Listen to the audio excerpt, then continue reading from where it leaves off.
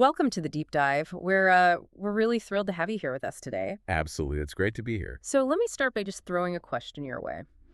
When you picture someone who is perfectly, flawlessly fluent in English, what exactly are they talking about? Oh, that's a really interesting way to start.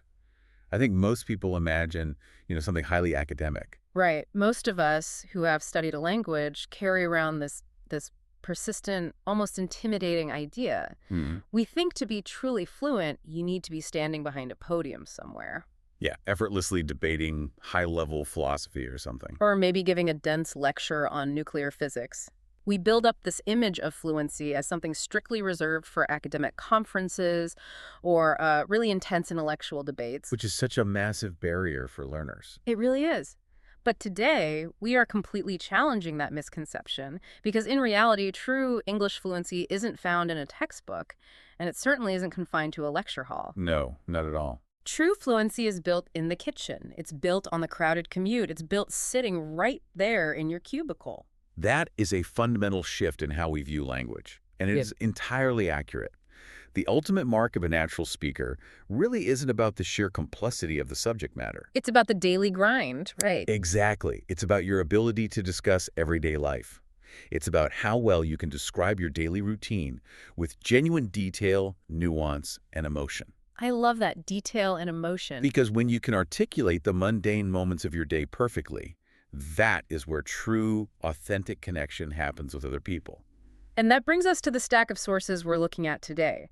They're centered around this fantastic guide focused on mastering the mundane and specifically how to talk about your day like an absolute pro. It's such a practical resource. It really is. The whole mission of our deep dive today is to prove to you that real fluency lives in those everyday, overlooked moments. The moments we usually just rush through. Right. Our goal is to equip you with the exact vocabulary and grammar you need to describe your daily routine with that perfect mix of detail and emotion. We want you to sound less like an audio dictionary and much more like a real, living, breathing person. Which is the ultimate goal for any language learner. Okay, let's unpack this. Where do we even begin when it comes to mastering the mundane details of life? Well, we have to begin exactly where the day begins. Makes sense. If we want to validate the very real journey of learning a language, we have to start with the most universal human experience of all, which is waking up. The hardest part of the day. For a lot of people, yes. It's the first phase of our daily routine, from slumber to success. And what is so striking about the research on daily routines is that it rightly points out how, for so many people, the morning is an absolute battle. Oh, yeah. It's not just the simple biological act of opening your eyes. No, it's about that jarring transition. How do you actually bridge the gap from the warm comfort of sleep into the harsh demands of the waking world? Right, because, most people do not just wake up, stretch, and smile at the sun. Definitely not. The reality is much more combative. You hit the snooze button, and as our sources specifically note, sometimes you hit it 3 times. Minimum 3 times for some of us. Exactly.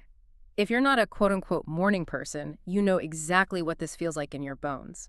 You might find yourself dragging your feet until you finally had that very first cup of coffee. Dragging your feet. That's a great phrase. I really love it. It's such a great visual for that physical reluctance. It implies gravity is somehow working against you. It perfectly captures that resistance. You're moving, but just barely.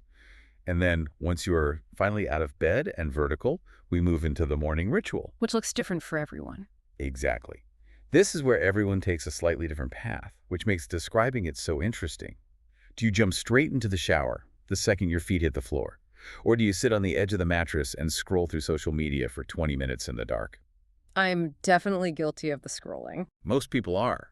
But these are the hyper-specific little details that define our mornings and make our conversations interesting. Yeah, and to describe these details properly, we need to look at a specific vocabulary spotlight. These are the words that take your conversational English from basic to advanced. For instance, the phrase to be groggy. Groggy. I use this constantly. But how does that actually differ from just saying, I am tired? That is a really great distinction to make. Groggy is highly specific. It's that feeling of being weak, unsteady, and entirely unable to think clearly, specifically because you have just woken up. Like your brain hasn't fully booted up yet. Exactly. It captures that unique brain fog you have when the alarm goes off and you aren't quite fully operating in the real world yet. Right. Saying I am tired could mean you just ran a marathon or stayed up late studying. But being groggy immediately communicates that very specific, disorienting morning haze. It's just so much more precise. Yeah. And so how do we cure being groggy? Well, for most of us, that brings us to the next phrase, to gulp down. Yes, the coffee. Always the coffee. Now, what's fascinating about gulp down is the sheer urgency it implies. It's the physical action of drinking something very quickly. It's not a relaxing morning sipping tea by the window. No, it's a frantic race against the clock. It immediately tells the listener that you are stressed before you even step out the door. You're running late, you're groggy, so you just gulp down that coffee and run. Precisely. You can almost hear the swallowing sound when you use that phrase. And that rapid consumption of caffeine usually leads directly to our third morning phrase, to crack on. To crack on. Yeah. This describes the transition to starting work quickly and with determination. You've hit snooze 3 times, you've dragged your feet, you've gulped down your coffee, and now, finally, the switch is flipped. It is time to crack on. You can just picture that entire messy morning playing out. So relatable. But I know it's not just about sprinkling in advanced vocabulary, right? Our sources also dive heavily into the grammar of habits. Yes, and this is where a lot of learners unintentionally make themselves sound a bit unnatural. Oh, interesting. How so? Well, when we talk about our routines, the fundamental building block is the present simple tense. That is your baseline for habits. However, to elevate this to a truly advanced level, we have to start using adverbs of frequency. Okay, words like always, seldom, occasionally, frequently. Exactly. I hear people use words like usually and seldom all the time, but honestly, they often sound a bit clunky or misplaced to me. They often are misplaced. Like, I hear things like, I am always skipping breakfast, which feels a bit off. Is there a rule of thumb for where these adverbs actually belong in a sentence to make it sound natural? There is a very strict rule, actually, and mastering it completely changes the rhythm of your speech. The rule is that these adverbs of frequency must be placed directly before the main verb. Before the main verb, okay. Let's look at a mandatory example from our source material that perfectly illustrates this. It goes, I seldom skip breakfast, but I usually opt for something quick, like toast. Okay, let me hear that again. I seldom skip breakfast, but I usually opt for something quick, like toast. Notice the placement there. It is not, I skip seldom breakfast. It's, I seldom skip breakfast. Seldom comes right before the main verb, skip. Right. And then in the second half, usually comes right before the main verb, opt. I usually opt. I seldom skip breakfast, but I usually opt for something quick like toast. Wow, it really does just flow so beautifully when you put the adverb in the exact right spot. It makes a huge difference. It sounds exactly like something a native speaker would casually say while pouring a cup of coffee. It completely removes that stiff textbook quality and adds so much nuance to a very simple routine. It smooths out the entire sentence. It takes a mundane fact and makes it sound effortless. All right, so we've conquered the morning, we've gulped the coffee, we've cracked on. Now it's time to transition into the second phase of the day, which is the midday hustle. The midday hustle. This covers work, study, and the inevitable slump. This is really the meat of the day. Whether you're at a university lecture hall or at a corporate office, this is where the heavy lifting happens. And heavy lifting is the perfect idiom for those core responsibilities.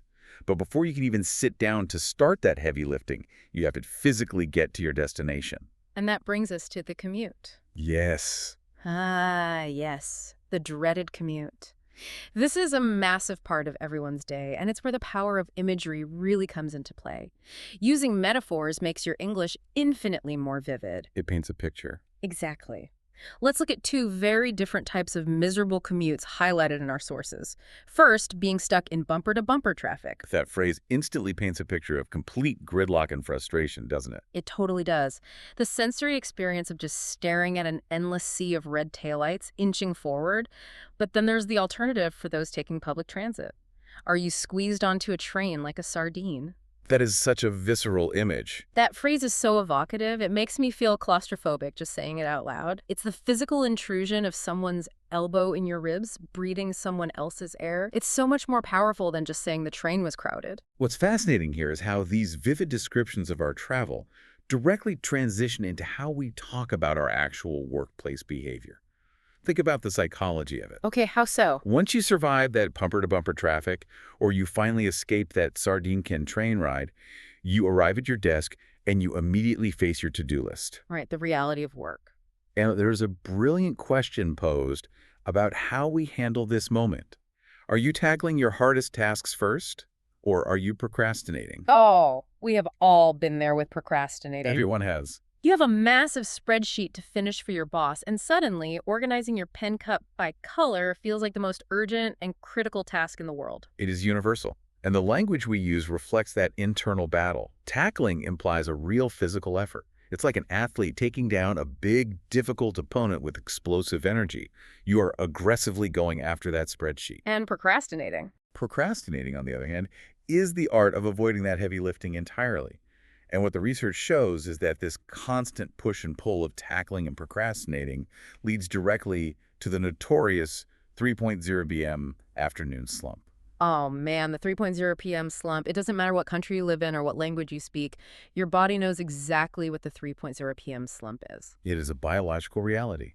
Your circadian rhythm dips, your blood sugar might be crashing from lunch. It's the moment when people say they hit a wall. Hit a wall. Yeah, you physically and mentally just cannot keep going at the same pace you had at 10 a.m. Yeah. You might describe feeling completely drained of all your energy, or even entirely burnt out if it has been a particularly brutal week. Yeah, drained or burnt out. And when you hit that wall and you're feeling drained and burnt out, you have to talk about needing to recharge your batteries. I love that phrase. We treat the human body almost like a machine or a smartphone that just needs to be plugged into the wall for a bit. We hit a wall, our battery icon flashes red, we run out of power, and we desperately need to recharge. It's a perfect modern metaphor. It really perfectly captures the exhausting reality of the midday hustle. But thankfully, the day doesn't end at 3.0 p.m. Eventually, the heavy lifting stops and we get to go home. Which brings us into the third phase of our daily arc, the wind down. The wind down.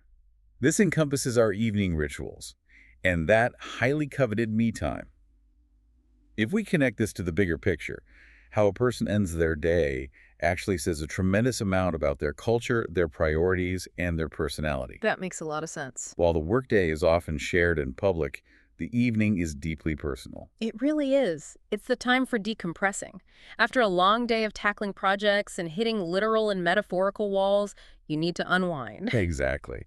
Let's look at the vocabulary for this part of the day, starting with dinner. Maybe you don't want to spend 2 hours preparing a complex, multi-course meal, so you talk about whipping up a quick dinner. Ripping up is a fantastic phrase because it implies an almost magical speed and ease.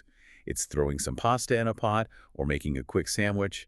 It is the exact opposite of laboring over a hot stove. Right. And then once you've whipped up that dinner, you might choose to veg out in front of the TV doing absolutely nothing. Veg out. Veg out. Literally like becoming a vegetable. You are just planted on the couch, totally relaxed, with the brain completely turned off.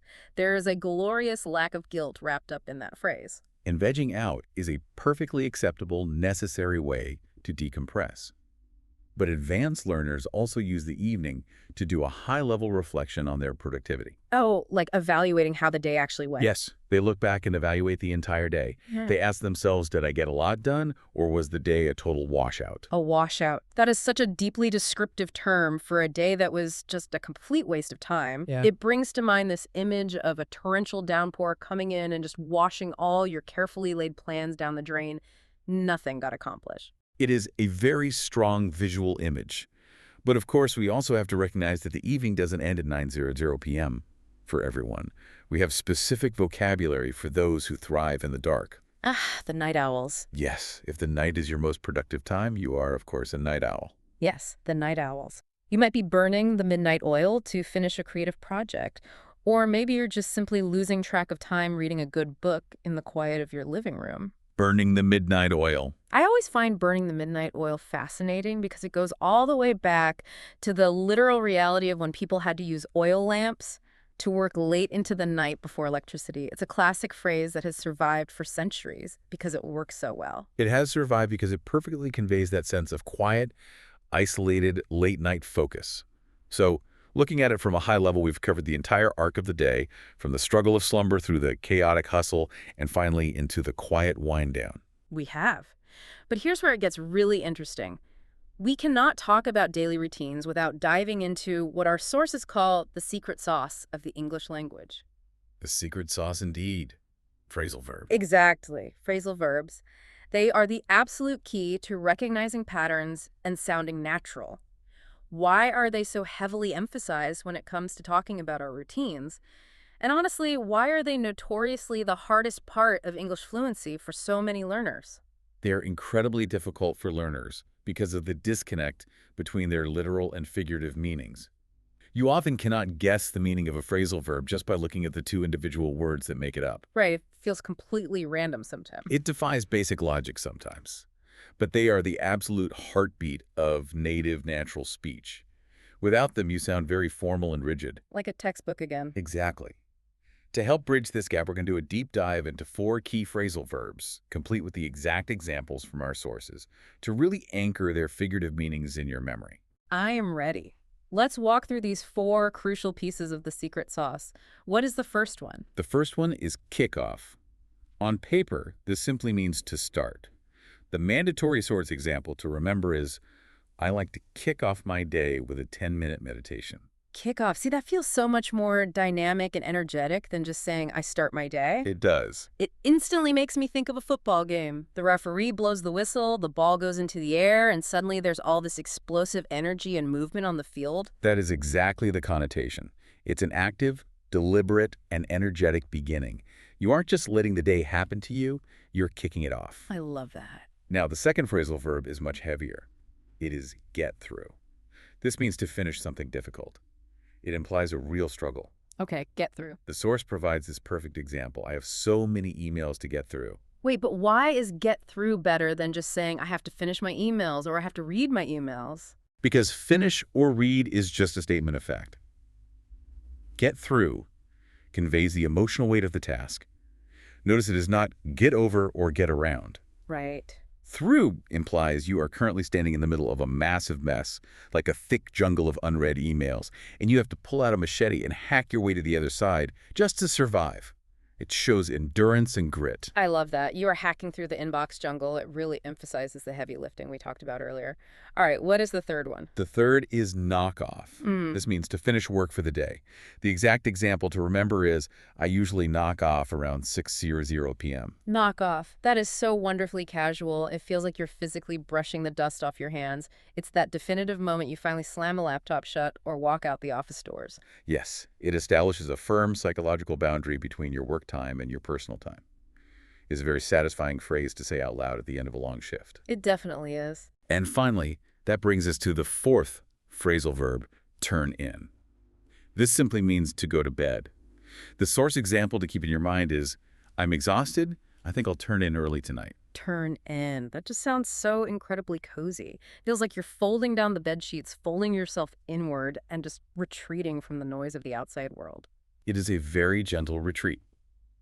So just to recap the secret sauce, you kick off your morning with energy, you get through the difficult tasks in the afternoon, you knock off work when the day is done, and you finally turn in to rest. It maps perfectly onto the arc of the day. It does. If you start to intentionally sprinkle these 4 phrasal verbs throughout your daily conversations, you are instantly leveling up your fluency. You move from sounding like a textbook to sounding like a local. You are actively applying the secret sauce. Which brings us to the final, incredibly practical part of our deep dive today. There is an exercise outlined in our sources that poses a brilliant, slightly uncomfortable question directly to you, the listener. It's a great exercise. It asks, how does your ideal day differ from your real day? This is a phenomenal exercise because this is where we take all the advanced vocabulary and grammar we just discussed and force it to collide with reality. Right. It forces you to look at the contrast. Let's start with the ideal. In the perfect, Instagram-filtered ideal day, I would rise with the lark. Rise with the lark. Now, saying you rise with the lark has this almost annoying, overly cheerful vibe to it, right? It's not just waking up early. It implies you are infuriatingly happy about it, singing with the birds.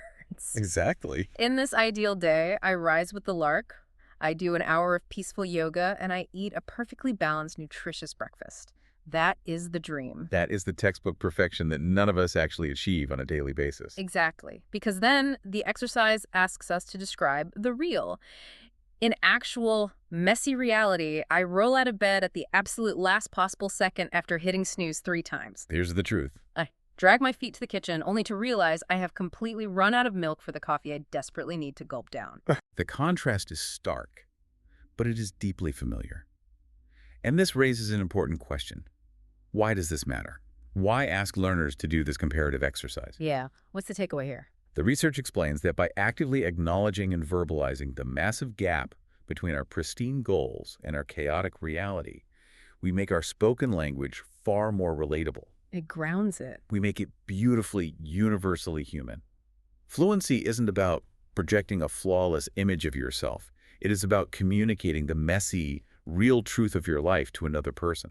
So what does this all mean for you listening right now? Let's bring everything we've talked about together. The whole journey of our sources today proves that true fluency is not found in memorizing an academic textbook. Not at all. It's not found in pretending you flawlessly rise with the lark every single day. True fluency is found in knowing how to vividly, accurately describe your disorienting, groggy mornings. And your commutes. Right. It's found in complaining with colorful metaphors about your sardine-like commutes. And it's found in happily and unapologetically describing your evening veg-out sessions on the couch. Absolutely. It's those mundane details expressed with genuine emotion and the right phrasal verbs that truly make you a pro. It is a powerful realization that shifts the entire goalpost of language learning. And I want to leave you with a final thought to mull over, building on the psychology of everything we've explored today. Okay, lay it on us. Think about how the words we use actively shape our internal reality. Consider this. Could learning to accurately label your 3:00 p.m. exhaustion as a universal biological slump, rather than secretly viewing it as a personal failure of productivity, actually change the emotional toll of your workday? Oh, wow. By giving it a name, a shared, deeply human name, you remove the guilt entirely. By mastering this mundane vocabulary, you aren't just mastering a language, you might just be mastering your own routine and protecting your own peace of mind. What a fantastic, validating note to end on. Thank you so much for joining us on this deep dive.